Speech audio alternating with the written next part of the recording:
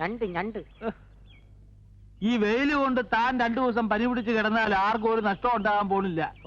ബാക്കിയുള്ളവരെങ്ങനെ ഒരു ദിവസം കിടന്നാല് എത്ര പേരുടെ വയറ്റിപ്പാടാ വിട്ടാൻ പോകുന്ന എനിക്കറിയാവോ? തന്നെ തന്നെ. എന്ത് പറഞ്ഞാലും തന്നെ. ഞാൻ പറഞ്ഞത് എനിക്ക് മനസ്സിലായോ? എന്തെന്ന് മനസ്സിലായി? വെയില് ഇടോ കൊട എനിക്കൂടെ പിടിക്കാൻ.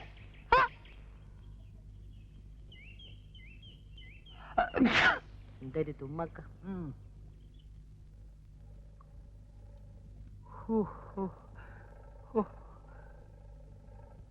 എന്റെ കർത്താവേ. എടാ വാറുണ്ണി, എന്തോ ഒന്നിങ്ങോട്ട് വന്നേ. നിനക്ക് ഞാനൊരു ഉമ്മൻ ചിരട്ട കള്ള. ഇതെന്തത്? പാവാടാ. ഒറ്റ അലക്കുണ്ടല്ലോ നിന്റെ മോന്ത തിരിഞ്ഞു പോവും. 4 ജാക്കറ്റ് തയ്ക്കാൻ പറഞ്ഞിട്ട് അതുകൊണ്ടൊക്കെ പാവാട തയ്ക്ക. നീയൊക്കെ ഈ കിഴക്കമ്പാടത്ത് കുരിനെ ഒരു വഴിക്കാക്കും. ആശാൻ വെട്ടിത്തന്ന് ഞാൻ കയറി തച്ച്. ഞാനൊന്ന് വെട്ടിന്ന് വെച്ച് അപ്പന്റെ മുഖത്ത് ആ ഷേവ് ചെയ്ത് പിടിക്ക. മോന്റെ വീട്ടിലൊക്കെ അങ്ങനെ ആവും അല്ലേ? എന്താ രാവിലെ ഒരു വഴക്ക്? ഇവിടെ ഒരു വഴക്കുമില്ല, ഞങ്ങൾ തമ്മിൽ സ്നേഹത്തിലാ. അവിടെ നിൽക്കണോ നായരെ? കാശുണ്ടോ കയ്യില്? ഇങ്ങോട്ട് ഇറങ്ങിക്കോടോ. നായരല്ലെങ്കിലും പ്രധാനമായിട്ട് പറഞ്ഞ തന്നോടാ. വാറിന് എന്തോ ആ കത്തിരിയുടെ അകത്ത് വെച്ച് ഒക്കത്ത് വെച്ച് കൊണ്ടുപോകാൻ പറ്റുന്ന എല്ലാ സാധനങ്ങളും അകത്ത് വെച്ചേക്കാം. ഇവൻ പോയതിനു ശേഷം അതൊക്കെ എടുത്ത് പുറത്ത് വെക്കാം.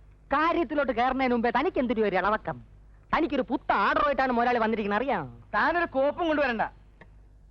മുമ്പ് ചെയ്തതിന്റെ കാശ് തരാതെ ചക്കാത്തിന് ചിരക്കാൻ എന്നെ കിട്ടില്ല. പറഞ്ഞേക്ക്. ചക്കാത്തിന് വേണ്ടോ? സാധനം റെഡിയാവുമ്പോ റെഡി കാശ് കൈ തരും. ഇത്രയും വലിയ ഒരു ഓർഡർ ഒരു കൊമ്പത്തുള്ളവനും തനിക്ക് തന്നിട്ടുണ്ടാവില്ല. എന്താ? എടോ നായരെ, ഇടപാടിൽ കൃത്യനിഷ്ഠയില്ലാത്തവരോടെ അടിക്കൊരു വെട്ട്, നടുക്കൊരു കൊട്ട്, തലക്കൊരു ചവിട്ട്. അതാ എന്റെ ലൈ. താനിങ്ങനെ കഥ അറിയാണ്ട് തുള്ളിയാൽ എങ്ങനെയാ? എടോ, എന്റെ പുതിയ ബാലയിലെ നായിക ആരാണെന്ന് അറിയാവോ? ആരായാലും എനിക്കെന്താ? ഞാൻ കെട്ടാൻ പോണോ?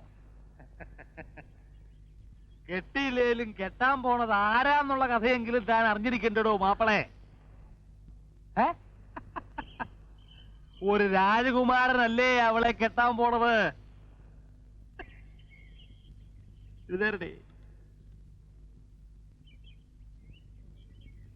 താൻ ഞെട്ടരുത്. കോടീശ്വരനായ സുരേഷ് മേനോന്റെ സ്വന്തം കാമുകയാണ് ഇനി മുതൽ എന്റെ ബാലയിലെ പുതിയ നായിക.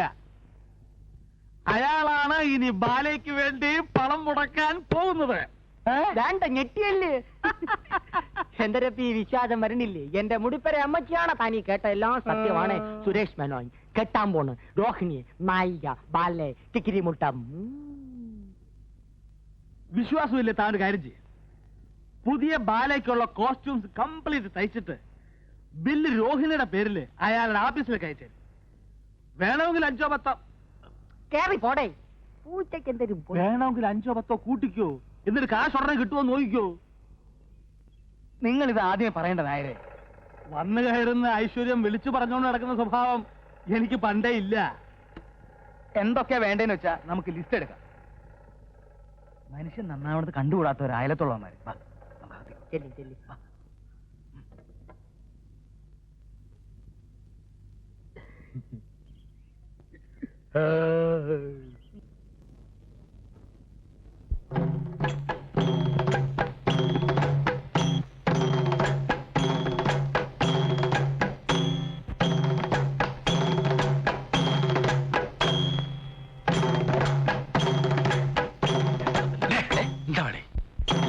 കമ്മല് നന്നായിരിക്കും. അതെ, നമ്മൾ കഷ്ടപ്പെട്ടത് വെറുതെ ആയില്ല. ആദ്യമായിട്ട് ആളിന് ബഹളം ഉണ്ടാക്കായിരുന്നു കാണുന്നത്.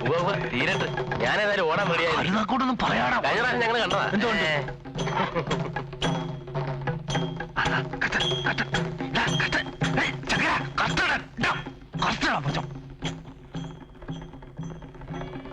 ബന്ധനസ്ഥനായ ഹനുമാനെ വധിക്കാൻ രാവണൻ ആജ്ഞാപിക്കുമ്പോൾ വിഭീഷണൻ തടയുന്നതാണ് ഈ രംഗം. പൊങ്ങി അകത്ത് പോണേ.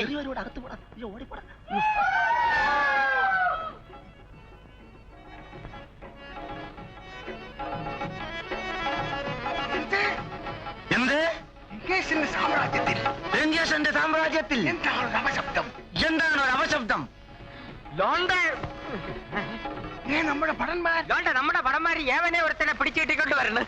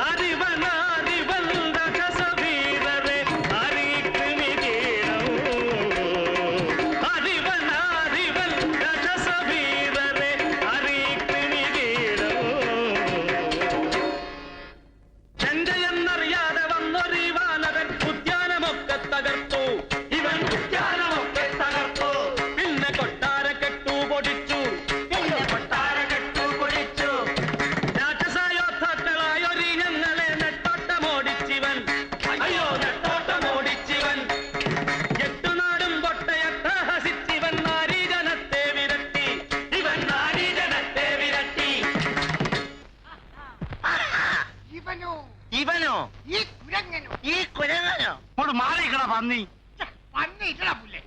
അയ്യേ ഇങ്ങോട്ട് തിരിഞ്ഞേക്കണ തെറ്റിപ്പോയി വീടങ്ങു നിന്റെ പേരെന്തു നിന്റെ പ്ലാനെന്തു നിന്റെ കുട്ടിക്കൊരങ്ങ വീടങ്ങു നിന്റെ പേരെന്തു നിന്റെ പ്ലാനെന്തു നിന്റെ കുട്ടിക്കൊരങ്ങ അയോധ്യ വാഴും ശ്രീരാമചന്ദ്രൻ ത്രൈലോക്യനാഥൻ അഭിരാമൻ അയോധ്യ വാഴും ശ്രീരാമചന്ദ്രൻ ത്രൈലോക്യനാഥൻ അഭിരാമൻ രാമ രാമ ജയ സീതാറാം ജയ രാമ രാമ ജയ സീതാറാം രാമ രാമ ജയ ശ്രീരാം ജയ രാമ രാമ ജയ സീതാറാം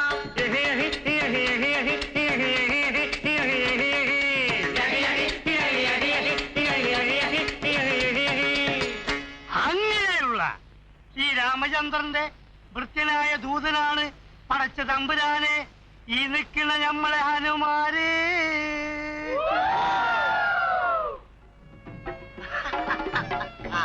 ആ രാമപുരങ്കന്റെ ദൂതപുരങ്കനാണോ നീ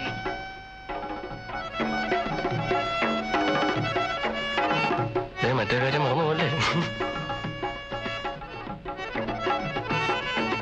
ചുമ്മാവിടല്ല ഈ ശുംഭനെ നിങ്ങൾ തമ്മേ വധിക്കുകി ബോറനെ ചുമ്മാവിടല്ല ഈ ശുംഭനെ നിങ്ങൾ തമ്മേ വധിക്കുകി ബോറനെ മാനിഷാദ മാനിഷാദ അരുതരുതു കൊല്ലരുതു ദൂതനെ രാജ നിയമത്തിനതു കൊടും പാപമല്ലേ അരുതരുത് കൊല്ലരുത് ദൂതനെ രാജ നിയമത്തിനതു കൊടും പാപമല്ലേ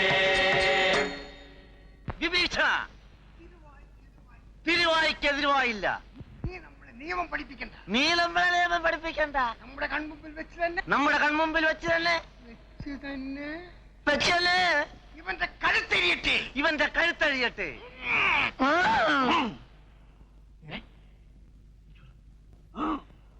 ഒന്ന് തടക്കാൻ പറഞ്ഞേ നീ ചൂടാവണ്ട അനുമാനം ഞാൻ കൊന്ന് കഥ വായിച്ചു പറയടാ അഴുതൊന്ന് പറയടാ പുല്ലേ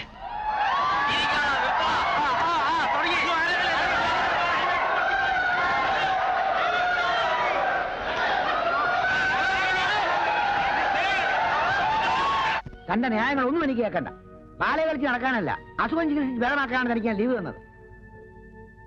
അല്ല സാർ ലീവ് മാറിയപ്പോ അസുഖം മാറിയപ്പോ ലീവ് ബാക്കിയുണ്ടായിരുന്നത് കൊണ്ട് ഇനി ഒന്നും പറയണ്ട. You are suspended. അയ്യോ സാർ പറഞ്ഞു കേട്ടില്ലേ? തന്നെ സസ്പെൻഡ് ചെയ്തിരിക്കുന്നു. Now get out.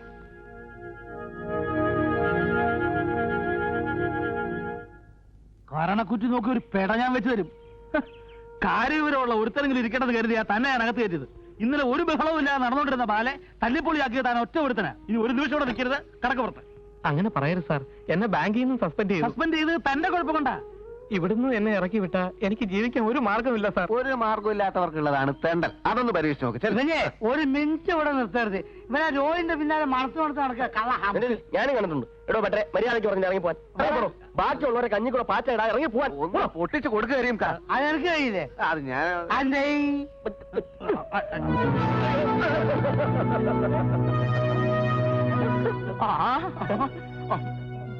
ഒറ്റ ഒറ്റ കണ്ണോടെ കണ്ണാസത്തിൽ പോടോ.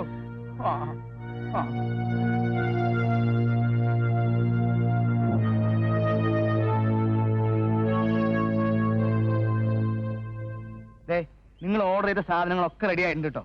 ബില്ല് ഞാൻ ഒരു ലൈനിൽ സുരേഷ് മെന്നെ വിട്ടിട്ടുണ്ട്. ആ ബില്ല് ഇവിടെ ചെന്നാ ഉടനെ തന്റെ കാശ് കൈ കിട്ടും.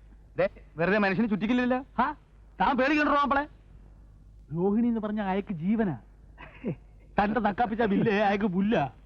പുല്ലാണ് പറഞ്ഞിട്ട് അവസാനം ബില്ല് ഇങ്ങോട്ട് തിരിച്ചു വരരുത്. തനിക്ക് എന്നെ അറിഞ്ഞൂടാ. അറിയാം അതുകൊണ്ടാ മുമ്പേ തന്നെ പറഞ്ഞത്. ആ വേഷങ്ങളൊക്കെ എവിടെ? പഠിക്കവരെ എടുത്തിട്ടുണ്ട്. കൈവണ്ടിയില്ല കൊണ്ടുവന്നിരിക്കണേ. പോയി എടുത്തോണ്ട് വാ. ഉണ്ടല്ലോ ആനന്ദപ്പെടാ. ഏതായി രോഹിണി? ആ ലിസ്റ്റിൽ ഒരുപാടുണ്ടല്ലോ, ഓർമ്മയാണില്ല. സത്യമായിട്ടും ജെയിംസ് എനിക്ക് തരാമെന്നറിയില്ല. എന്നാലൊരു കാര്യം ചെയ്യാം. ഏതെങ്കിലും ഒരു ക്ലാർക്കിനെ കൊണ്ട് ഇതൊന്ന് അന്വേഷിപ്പിക്കാം. ആറ്റിക്കളഞ്ഞാലും അളന്നു കളയണമെന്നാണല്ലോ പ്രമാണം. വേണ്ട, ആ ബില്ലിംഗ് ഇതാ. ഞാൻ തന്നെ അന്വേഷിച്ചോളാം. ഒരു ക്ലർക്കിന്റെ വേഷം കെട്ടി എനിക്ക് ചേരുമോ എന്ന് നോക്കട്ടെ. ചേടാ, കടുവയെ കിടവ് പിടിച്ച കഥയായല്ലോ.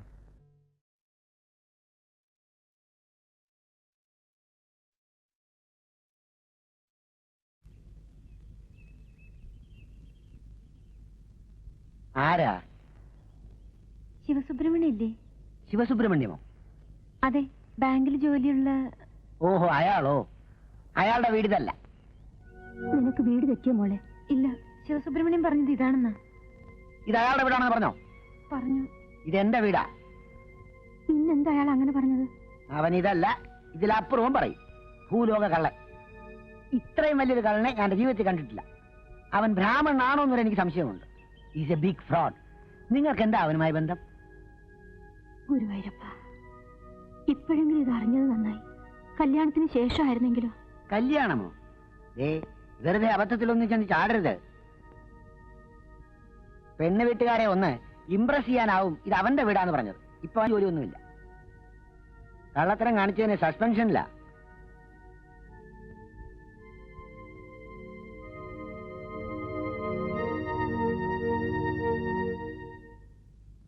എന്താ സാറേ, ബില്ല് പാസ്സായ?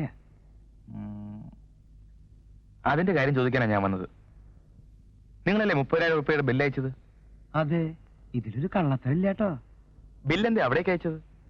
പിന്നെ എന്റെ അമ്മായിപ്പന്റെ വീട്ടിലേക്ക് അയക്കാ. നിങ്ങൾ ചെക്കിങ്ങിന് വന്നതായിരിക്കും അല്ലേ? ബില്ല് സുരേഷ് മേനോൻ സാർ കണ്ടോ?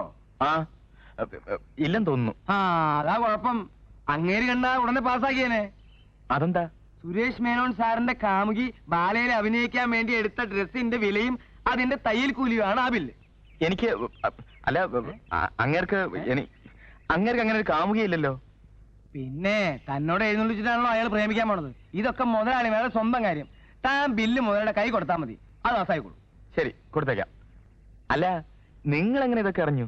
കീരിക്കാട്ട് ചെല്ലപ്പൻ പറഞ്ഞു. കീരിക്കാട്ട് ചെല്ലപ്പൻ അയാളുടെ ട്രൂപ്പിലെ നായിക രോഹിണിയ സുരേഷ് മേനോൻ സാറിന്റെ കാമുകി. ഈ ബാലേ ട്രിപ്പ് എവിടെയാ? അത് ഇവിടെ അടുത്താ. അപ്പൊ ഞാൻ വരട്ടെ? സാറേ, ആ ബില്ലൊന്ന് പാസ്സാക്കണേ. ആ, നോക്കട്ടെ. നമുക്ക് എന്തെങ്കിലും നക്കാപ്പിച്ച് വേണമെങ്കിൽ ഞാൻ ശരിയാക്കി തരാം. തേങ്ങ അടിക്കണം എന്ന് പറഞ്ഞ അമ്മയുടെ നെഞ്ചത്ത് തന്നെ വേണോ? എന്താ പറഞ്ഞ? അല്ല, ഈ കാശ് ഉടനെ ശരിയാക്കാം. ആ,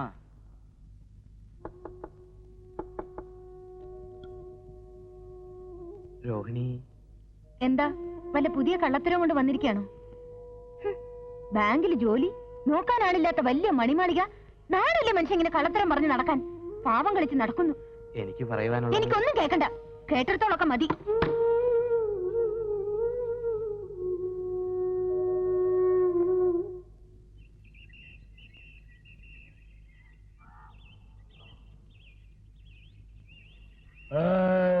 ഹലോ ഹലോ ഹലോ ഹലോ, ഇവിടല്ലേ കീരിക്കാടന്റെ ബാലെ? ബുക്കിങ്ങിന് വന്നാണ് ഇന്ന് ഡേറ്റ് എടുക്കില്ല. മൊയിലാളി ബിസി. ഗാന്ധികാളി പേപ്പറുകാരന്മാരുടെ കൂടെ ഒരേ മീറ്റിംഗ്. പത്രസമ്മേളനാണോ? എന്തരാന്താ ഞങ്ങളുടെ പുതിയ ഹീറോയിനി രോഹിണിയെ പേപ്പറുകാരന്മാർക്ക് പരിചയപ്പെടുത്തി കൊടുക്കുക. എന്താ എത്ര പരിചയപ്പെടുത്താൻ? സുരേഷ് മേനോന്ന് കേട്ടിട്ടുണ്ടാ? ആര്? അദ്ദേഹം വലിയ പണക്കാരനല്ലേ? അത്ര വലിയ പുല്ലൊന്നും അല്ല. നമുക്കറിയാം അവന്റെയൊക്കെ കഥ. അവന്റെ തന്ത കള്ളനോട്ടടിച്ചല്ലേ പണക്കാരനായത്. അത് പോട്ട് പുല്ല്. അവനൊക്കെ എന്തരായ നമുക്കെന്താ? നമ്മുടെ ഭാഗ്യത്തിനോ എന്തോ നമ്മുടെ ട്രൂപ്പിൽ ഒരു ചരക്കുമായിട്ട് എവനൊരു ലൈൻ. നമ്മുടെ മൊയിലാളി അത് ശരിക്കും മുതലെടുത്തു. പെണ്ണിപ്പ ഹീറോയിനി. ഇതിന്റെ കേറാപ്പില് സുരേഷ് മേനോൻ ബാലയുടെ പാർട്ട്ണറായ മൊയിലാളി കോളടിച്ച്. എവിടെ ഗാന്ധി ഹാൾ? എന്റെ കൂടെ വരി, ഞാൻ കാണിച്ചു തരാം. സാറ് ബാലയെ ബുക്ക് ചെയ്യാൻ തന്നെയാ വന്നത്? അതെ അതെ. സാറിനെ ഞാൻ എവിടെയോ വെച്ച് കണ്ടിട്ടുള്ളോ അല്ലേ? വല്ല ഉത്സവ പറമ്പിലും ബാലെ കാണാൻ. ആയിരിക്കും. നമ്മൾ വായി നോക്കിയുള്ള ചുറ്റി തിരിയാത്ത ഇടവില്ലല്ലേ. അയ്യോ, പറഞ്ഞോണ്ട് നേരം പോയി അറിഞ്ഞില്ല. ഞാൻ പോട്ടാ. ഞാനും വരുന്നു. ചുമ്മാ വരി. കാറിൽ പോ.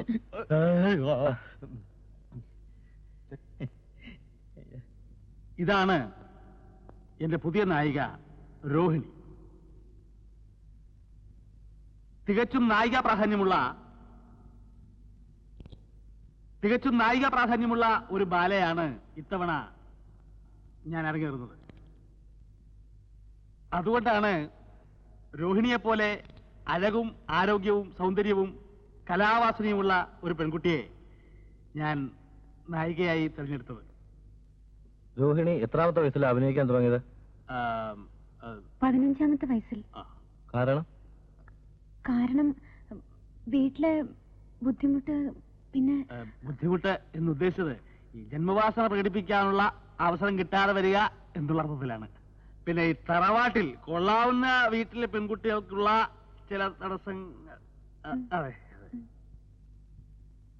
പിന്നെ അടുത്ത് തന്നെ നമ്മുടെ രോഹിണി വിവാഹിതയാവുകയാണ്. അതെയോ? ആ, അങ്ങനെ തീരുമാനിച്ചിട്ടില്ല. ആരാ വരൻ? വരൻ നിങ്ങൾക്കൊക്കെ വളരെ വളരെ സുപരിചിതനായ കോടീശ്വരനായ സുരേഷ് മേനോൻ. ശരിയാണോ?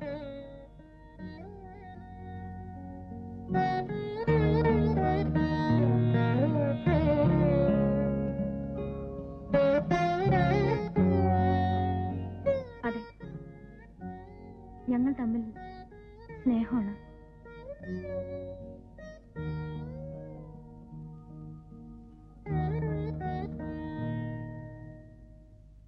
ഈ സുരേഷ് മേനോൻ ഇവിടെ വരുവോ? അത് അത് വരുമല്ലോ എന്ന് എനിക്ക് പറയാൻ പറ്റില്ല. എനിക്കൊരു അപേക്ഷയുണ്ട്.